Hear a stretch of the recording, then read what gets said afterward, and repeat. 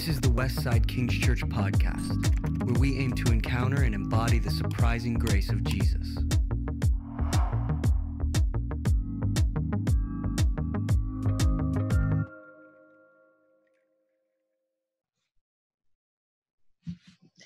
Hi, Brian. It's nice to be back here with you. Thanks for joining me again for our second podcast in this 6-part series on grief that we're doing. I guess we're going to just jump kind of right into it. We did our intros kind of last time. My name is Christin and I work for Westside King's Church. I'm on staff as a pastor. I work in pastoral care, and Brian, you have quite the history in grief care, grief counseling, and so you're joining us for these sessions and have joined. You and I have led some conversations on grief previously, which then led us to doing this podcast. So hopefully this is helpful information for people who are experiencing grief or are walking beside someone who's experiencing grief. So why don't we just start with a bit of a quick recap on what we talked about last time, Brian? Yeah, I think we tried to lay a foundation for that when we're with people who are grieving, that it's kind of a two-step process of that. When we come alongside, we provide a safe environment. We understand maybe what's unfolding in the background with whatever loss that person may have experienced, whether it be a physical loss, family loss, a loss through a COVID experience.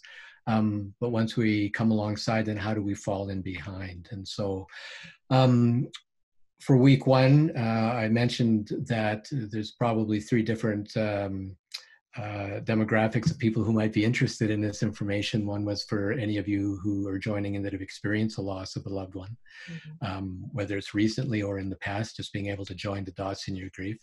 There's some of you that maybe have joined just because you're trying to support somebody that's experienced a loss. And again, it may be a physical loss, it may be a family loss, it may be somebody who's just dealing with something where there's, again, the loss is our response to the loss of anything we value. So maybe you're listening to these podcasts just to be able to get a little bit of information, to be able to help, be able to come alongside. And then there may be some of you in the environment here that maybe some of you here that may be volunteering in a capacity where there's people that have experienced losses and maybe they don't have a lot of people to talk to, and you just want to know how to be able to support them. So those were the 3, I guess, demographics that maybe if you were listening to the podcast, and hopefully the information in the first week was helpful. We talked a little bit about, our culture of grief and how difficult it can be. We talked a little bit about the many losses that are connected with COVID. Again, just being able to hear in the conversations, in those what I called COVID conversations, themes may come up that have got to do with the loss in somebody's life of something that they valued. And there was a whole number of losses that we talked about.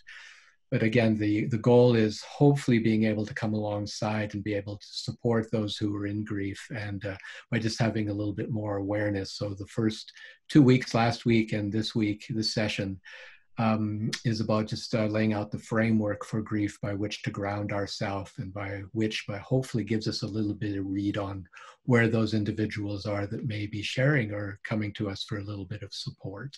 Yeah, and part of that understanding and sort of leaning into a little bit of a deeper understanding of grief is this thing that you refer to as the 5 threads of grief. Do you want to just walk us through those 5 threads of grief and what those are and what those mean in our lives? Yeah, maybe a good way to look at this is last week was on the context of grief, maybe externally, all the things that impact us as we're trying to navigate through grief, all the different ways that we're experiencing grief. And, when we're listening to somebody's grief narrative, or we're walking with somebody, we've come alongside, we're trying to get a sense of where they're at. And we talked a little bit about 2 different styles of grief. You may be a feeling griever or a thinking griever, and we sometimes vacillate between those depending on the loss. But there's what I call the 5 threads of grief, that when I'm talking to somebody and hearing about the narrative behind the loss, the 5 threads are, I think, woven into all of us. And I think I try to be mindful of them in my own life. But certainly for people in grief, then those 5 threads are what grief does to us physically, mentally, emotionally, socially, and spiritually. And I think I'm just going to stop at each one of those just to be able to give a little bit of credence to why those are so important. So physically, when we're grieving, I talked about it being tiring. Well, just a huge drain of energy. Grief can be so tiring. It's not uncommon if it's been a profound traumatic loss where there's been situations and circumstances that have made the narrative particularly difficult. It's almost like some days you just can't even feel like you're getting out of bed. And you do get up, and the end of the day, you're tired, tired, tired. So physically, that thread, that lack of energy is probably the most predominant. With that tiredness, it's not uncommon that you would have sleep issues. Mostly, it's hard to sleep. Your metabolism's all out of whack. Appetite disturbances, for some, it's you can't eat anything. That would probably be the most predominant, or probably you eat the wrong things. You eat what's ever convenient. But disturbances in your system, and I guess that would be gastrointestinal, that your system is off. And resulting from that, there could be stomach aches and nauseousness, and it's not uncommon. And it's not age specific, but you can have chest issues and feel like you're having a heart attack. And that did happen over the years as I was a counselor, that the stress and the strain and the impact physically was so much that they needed to get to hospital because there was chest pain to get that checked out in case you're having a heart attack. It's just so much pressure, but I think it speaks to just how difficult it can be. So the first thread is that physical thread, and to be aware of that. The second thread is a mental thread. And for anybody who's been there, difficulty concentrating would probably be number one. Yeah. You just feel like you've got early onset Alzheimer's. I mean, you just can't remember anything. And with that goes memory loss, and it can feel a lot more profound. I like to think that it does come back, but when you're in the midst of it, you really, really start to question your ability to comprehend and hold any kind of memory. Mental fatigue, just don't want to be asked to do too much. It's nice if you've got a list of things to do, because to try to remain or retain any of the things to do sometimes just disappears. With that mental capacity, there can be disbelief, reduced interest and motivation. Like, again, you just don't want to be interested in anything, and you feel like you're just overwhelmed. So mentally, it's being able to acknowledge that all these things are normal. Right. Everything I mentioned physically is normal. Everything mentally is normal. The third thread is the emotional thread. Wow, there can be a lot of emotions, anger and resentment. It's palpable. You hear it in the tone of voice. It's just there. And again, depending on the situations and circumstances, anger is an emotion that's given to us because it tells us something's not right. And so again, it's hard to find somebody that can hear your anger, but it's just something with that anger that's just saying, well, there's just something not right here. Mm-hmm. And so you've got to say something or do something. And sadness, overwhelming sadness, and that can lead itself into depression, guilt, that sense of I could have done more. There's something, I guess you could put shame in there. The guilt is that sense I've done something wrong, or shame is that sense there's something wrong with me. Panic attacks can be overwhelming, and I think because we're just so unsettled, we're not functioning well physically, mentally, things come along and we're just overwhelmed. So that panicky feeling, and people may be caught off guard by that, but again, it's a normal response. It's be able to acknowledge it, and hopefully those diminish over time. That's why it is always good to be able to find somebody to talk to, because I think the more you can share the story and have somebody to hear, the more that panic and anxiety and sadness starts to find an ear to be able to somebody a person can talk to. The fourth thread is that social thread. You don't really want to be around people sometimes. And with what I just mentioned with the first three, sometimes it's hard to be around. So people tend to isolate and stay home, not reach out because it just takes too much energy. May feel disconnected because they're not feeling like there's somebody there, and you just feel just alone and disconnected. And so there can be a change in relationships and roles. People at work maybe not be there. There may be people in your life who you thought would be there for you. But again, everybody's got their own history, and all of a sudden you find that they're becoming distant. And so there's just a disconnect. But on the other hand, it's surprising how many times somebody comes into your life through a situation or circumstances, and they come alongside, and it's like you've got somebody there that's listening. And yet it becomes so very important, again, socially, because there's so much going on that I think the natural way to manage it is to kind of pull back and conserve energy. So we just need to be mindful of the danger signs, and maybe we talk about those at some point, because we don't want to become too disconnected. And then there's a spiritual element. You know, we can be grounded in our faith, but as we know, faith isn't all cerebral. It's not all theological. That grief moves into the very, very core of our being, that soul, that spiritual element, the very depths of our being. And when things happen that are not right, when there's a traumatic event that happens that turns our world upside down, we're naturally going to question, you know, why? There was just a lot of news this week in regards to the multiplicity of tornadoes that went through, I think, 6 states. And interesting, as they talked to people, it was quite evident that they carried a faith. And there was one comment of, well, God, where are you? I know I don't understand God, but why did this happen? And so I think there is this natural tendency to question. And again, we don't have the answers, but sometimes we need to have that questioning acknowledged. With that, there can be that sense of meaning and that purpose. Something's being taken away, and it's been huge value. And to the degree where you start to wonder, what is the meaning of life, and what is this all about? I mean, it can shake your world apart. It's like a web, and all of a sudden the web is just dissolved. It's kind of like what's the word I'm searching for? Fragmented. When our world becomes fragmented, how do we manage that?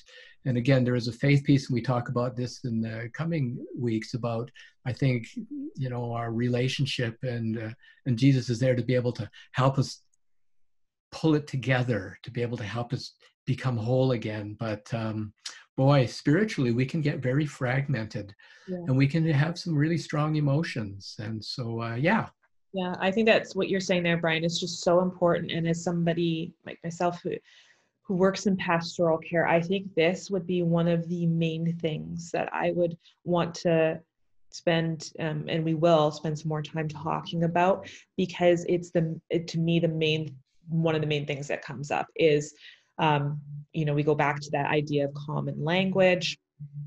We go back to validating somebody's experiences. And then we go to permission to be able to question, permission to be able to speak these things, to be able to say, God, why? God, where were you? To challenge, to question.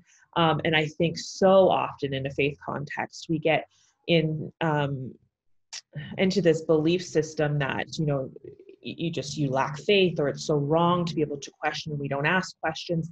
And to me, that keeps people so silenced in their grief, and it makes it just so much worse, because then they're alone, right? There's no way to let it out and to express these things, which I think are just so incredibly important. And we will talk more about that. Yeah, and in the midst of all the spiritual complexities with the questions and meaning and purpose, grace abounds. And this is what we're going to bring into the conversation starting in the next session around the role of grace and how grace helps put us back together again, and how to be aware of that and be opening to the movement of God's grace in our lives through the Holy Spirit ministering to us. And we have to remember that Jesus was the wonderful counselor. Jesus knows grief. And so in the midst of these threads, these 5 threads of grief, God is there. Easy for me to say that, but when you're in the midst of it, again, it's all about finding somebody just to validate that these are all normal responses, and to be able to come alongside and just acknowledge, and you don't have to have it all together. And there was times where, over the years, I've talked to individuals who carried a faith, and they really needed to have somebody give them a bit of permission to take a break from church. Just because it was so hard to go. There was so many vibes and people didn't know what to say, and it was so awkward. I would always kind of agree to that, but saying you need to check in once in a while just to let them know that you're still part of the body. But very, very difficult when you've got these threads and they're all out of whack. You feel very tattered, and it's hard to be in church, but God is working all the time. The Holy Spirit's coming alongside. So we will talk a little bit about that next week. Yeah. So when we talk about grief and sort of the weight of grief, you have this really great saying that you've mentioned. I've heard you mention quite a few times, and I'd love for you to kind of bring us into that right now. This idea of grief coming in one size. Yeah, so there's a little story behind the saying. There was a time when I did facilitate grief groups, and there would be, I think it was the last week, that people could bring in something to share with the group and to take home as a memento, or just a shared wisdom, something that is comforting. And so I don't know who it was, I don't know where this saying came from, but I remember writing it down, and it's this, that grief comes in one size, extra large. If we tuck it away in the bottom drawer where it never sees the light of day, it remains exactly the same. On the other hand, if we wear it, if we feel it, if we talk about it and share it with others, it is likely that it will become faded, shrunk, and worn, or it will simply no longer fit. The greatest challenge and gift is to sit with the suffering and try not to take the pain away. Yeah. It's beautiful. That is really just such, I think, profound piece there. And I love that, especially that last little bit there, that the greatest challenge and gift is to sit with the suffering and not try and take the pain away.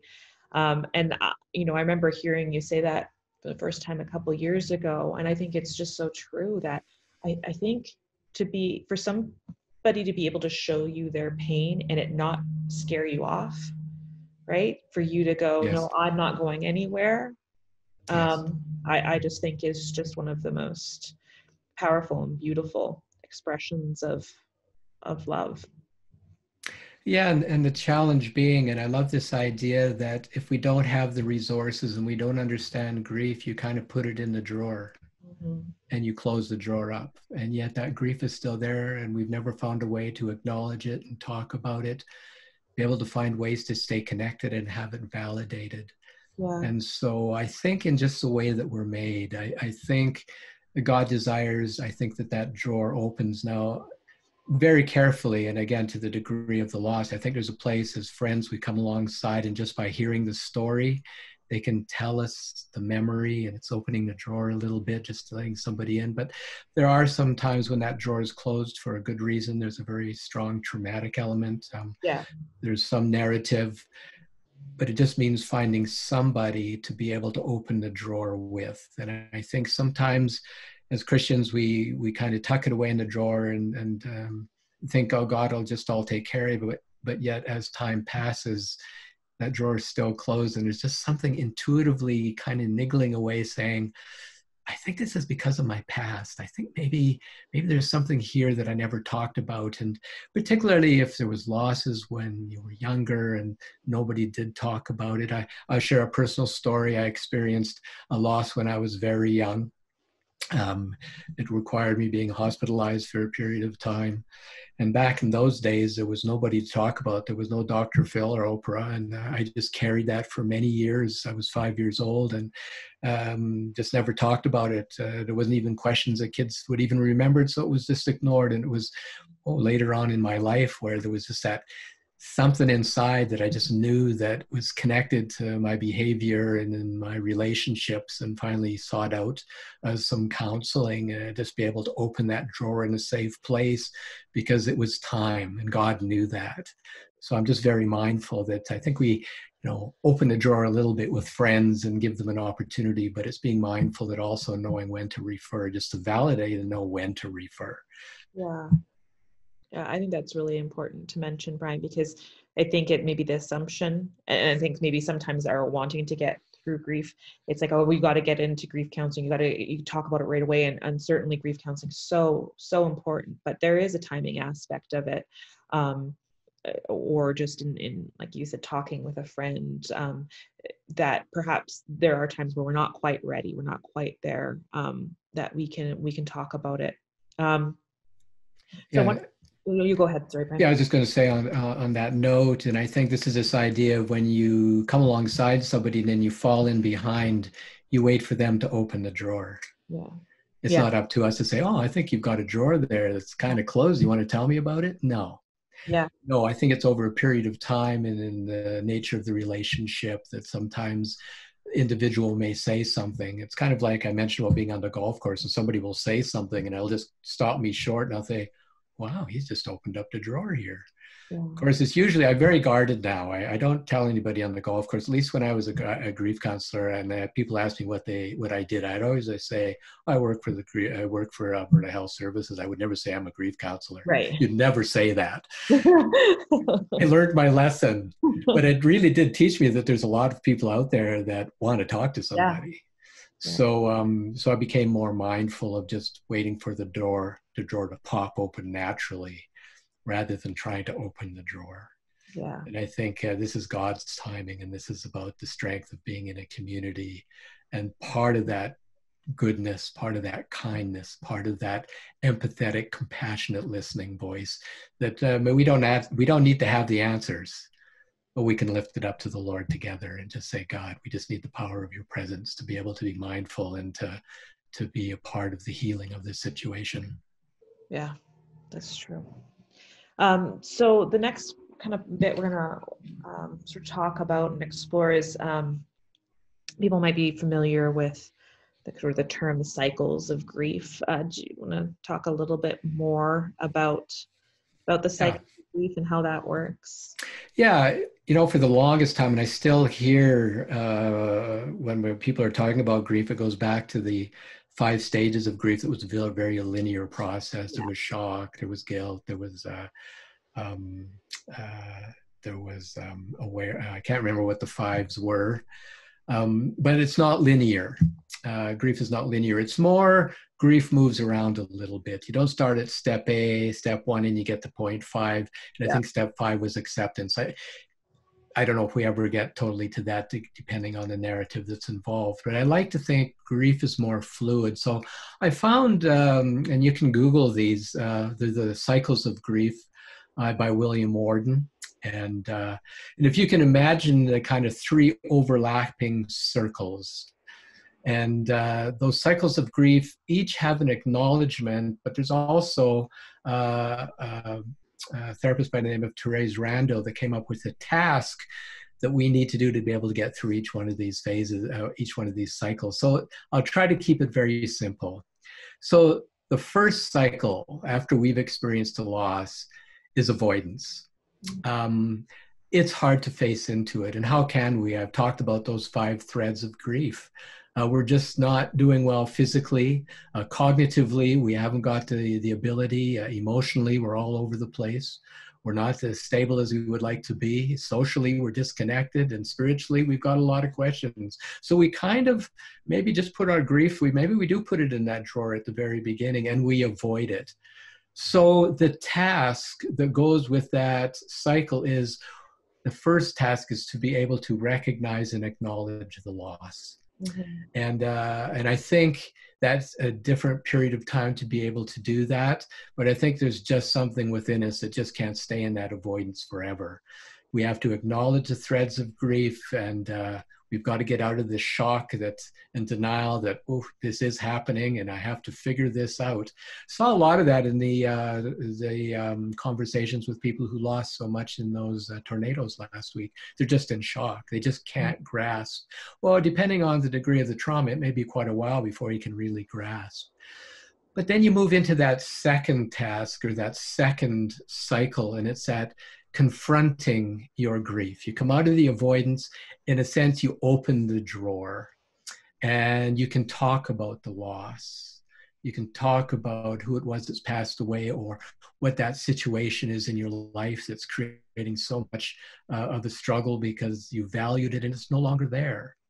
There can be those intense waves of grief that we talked about. There can be many disenfranchised losses that have just been sitting there and you've been avoiding talking about them. But then again, there comes something that moves us from avoiding it to being able to confront it, to be able to start to open the drawer and to talk about it.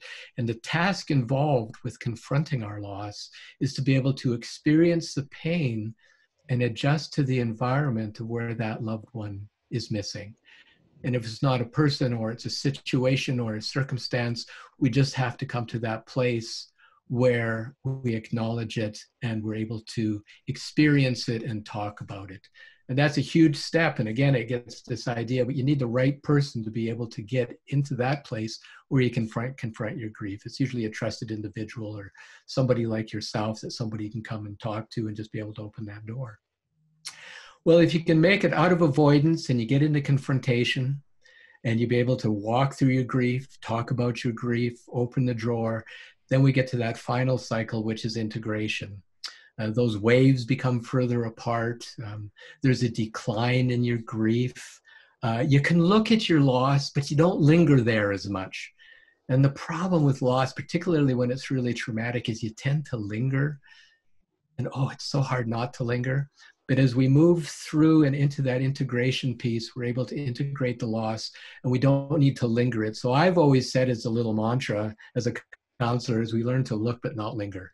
Right. Easy to say, but oh my goodness, that is not an easy thing to do. But we learn a new way of living with the loss experience, and that thing that we valued, whether it's a person or a job or a friend or whatever that loss is, we're able to integrate that absence into our life. So that task with that integration cycle is being able to reinvest our energy back into relationships, back into life, back into maybe where we start to feel physically put back together again. We start to feel mentally stronger, emotionally more stable. We start to feel socially reconnected, and we start to maybe spiritually start to be regrounded again. So I really love that model of grief. And if you want to have a look at that, it's the Cycles of Grief, and it's by William Worden. And then there's the Tasks of Grief, which is Therese Rando. Or maybe I've got them mixed up, but you can have a look at those online, and you can get a little bit more information. Interesting, on the tasks of grief, there's a task number 4 that I think is worth noting, because it says that if we get to this place in our grief, it's to find an enduring connection with the deceased in the midst of embarking on a new life. This idea that life does move forward, but it's what we talk about in week 5 and 6, this idea about an enduring connection, that if we grieve successfully, we're going to find a way to move forward, but stay connected in a way with that person, and it's meaningful and it's life affirming. So that's the Cycles and Tasks of Grief. And I think it's worth having a look. And I love it because those are 3 cycles, but they overlap, which means you don't kind of go through them systematically. I'm through 1 and now I'm in 2 and now I'm into integration. No, you can feel like you're doing really, really well. I'm confronting my loss. I'm talking about it. I'm starting to get some traction and getting my life back. I'm starting to not feel as fragmented anymore. But then in a moment in time, the situation, circumstance, and right away, boom, that wave rolls in and you're right back into that lingering and that shock. But hopefully you don't stay there as long. You find your way out, you're back into that confrontation, and for however how long that takes. And I said, I think last week, that I like to give grief a year. And I don't think that's too long. I think that's a normal, natural, not that some will take that long. Some it'll take even longer, depending on the degree of trauma. It may be 2 years or 3 years. But I like to think we bounce around, and in that first year, we're just slowly getting a sense of movement. And this is a model that is able to do that. I just want to touch on something there, Brian, because when you say that, maybe 1 year or 2 year, I mean, we're not, obviously there can be losses in our lives that are they're a lifetime. They're always going to be part of the picture. They're always going to be with us, and we're never going to get over it. And I think that sometimes a misconception when we're talking about grief is that there's a time when it comes to all losses where we're just all of a sudden over it. Well, there's significant losses where it will just continue to be a part of your life. And we will talk about that more with that continuing bonds piece that you were referencing earlier. Yeah, and I think this is an example to that in the light of what unfolded with the floods in British Columbia. Is it 3 weeks, a month ago now? I worked in the flood zones in southern Alberta after the flood of 2013 and worked for a year in High River and Okotoks and various communities in Calgary, and just, again, providing opportunity and context for what grief is like in the midst of a disaster.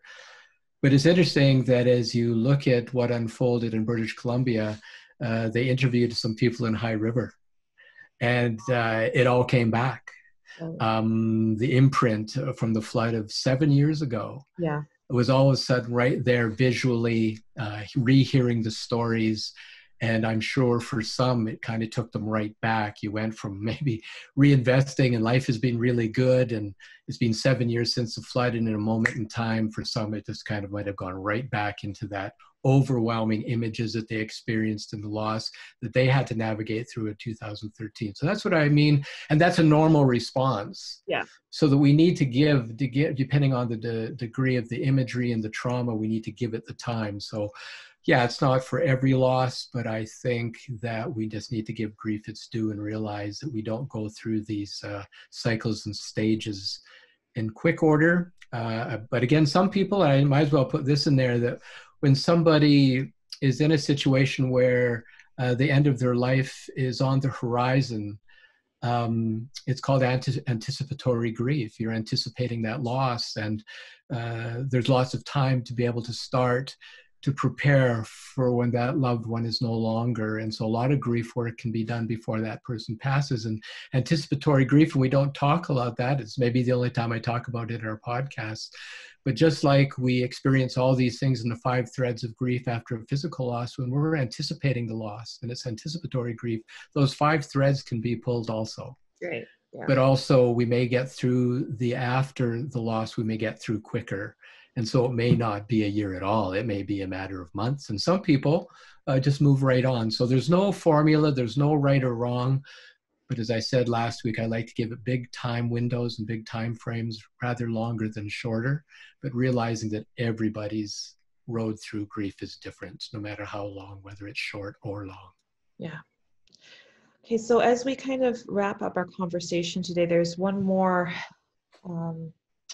you had this sort of diagram that you showed us in the course we just did, the valley of grief, and it had sort of this drawing of this valley and these people that were kind of going through the valley and sort of some of these obstacles.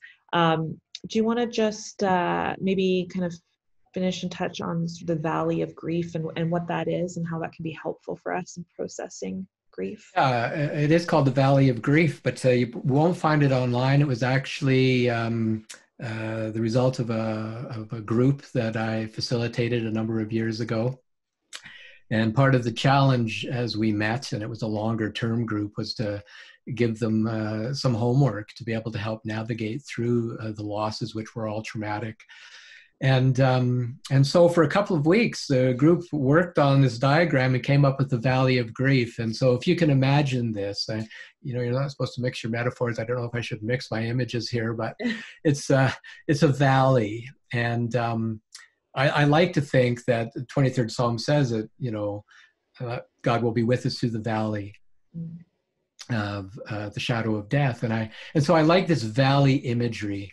And if you can imagine this valley, and there's 5 threads that go down one side as you're falling, and then you get across the bottom, and then you start to come up the other side of the valley. Now this valley of grief, it's deep, it's wide, and for some it can be kind of dark. And those threads are through us, or are with us as we go through this valley. And I like, there's little figures that as you are going along life and you experience the loss, it's like you fall into the valley.